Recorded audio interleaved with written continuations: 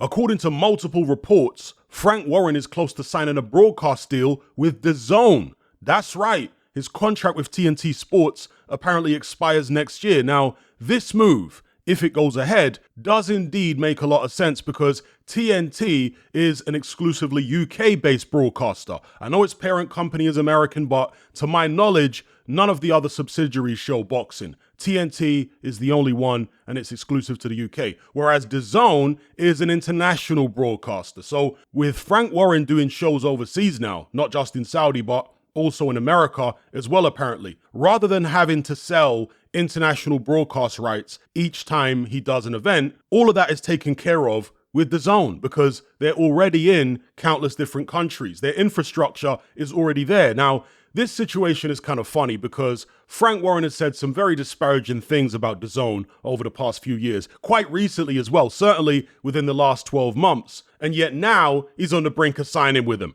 You gotta laugh. And this should bring home to all boxing fans how empty and insincere the words of boxing promoters often are. They just say whatever they think will benefit them in the moment, even if they know it's complete nonsense. They're literally like politicians. It kind of reminds me of Oscar De La Hoya a few years back. He was dissing Dazn as well, and then he went and signed a deal with them shortly afterwards. Now, the bigger picture here is the direction that Dazn is going in as a broadcaster because they originally set out to be the Netflix of sport, and this was meant to signal the end of pay-per-view. We were led to believe that all their boxing content would be included in the subscription cost. And that was actually the case for a while when they first launched in the US, but they've since abandoned that model and they've become exactly like the legacy broadcasters they sought to supplant, literally spamming us with pay-per-view charges left, right, and center. Perhaps this was their intention all along, or maybe unforeseen circumstances forced them to restructure.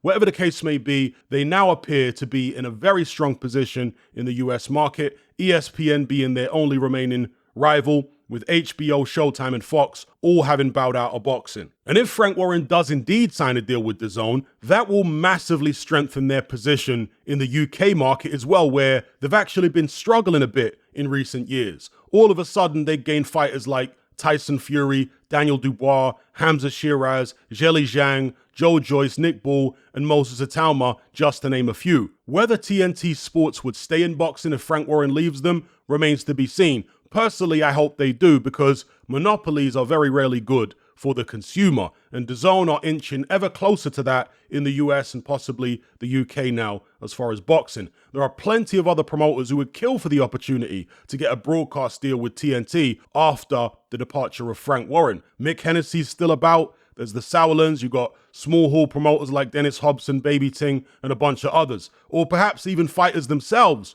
doing broadcast deals with TNT. And lastly, if Frank Warren does go ahead with this move, it would appear to be a step towards Turki Al-Sheikh's vision of creating a global boxing league, because presumably he'd need to integrate all of the major promoters under one umbrella, and having them all sign with the same broadcaster would be part of that. In fact, when's Bob Arum's contract up with ESPN? Are we going to see him sign with Dazn? Will Ben Shalom eventually abandon Sky and join Dazn as well? I mean, he's just started working with the Saudis now, right? Will the Saudis end up buying Dazn, as some have suggested? If they do monopolize the sport, then we should continue to see big fights happen more regularly. But I hope they do eventually phase out the pay-per-views while keeping the subscription cost reasonable, and also bring down the ticket prices for their events eventually, because a lot of fans have been complaining about that lately. But then again, why would they? If you have a monopoly, you can charge whatever you want and do what you want, right? There's nowhere else for consumers to go. Anyway, we shall see. Interesting times.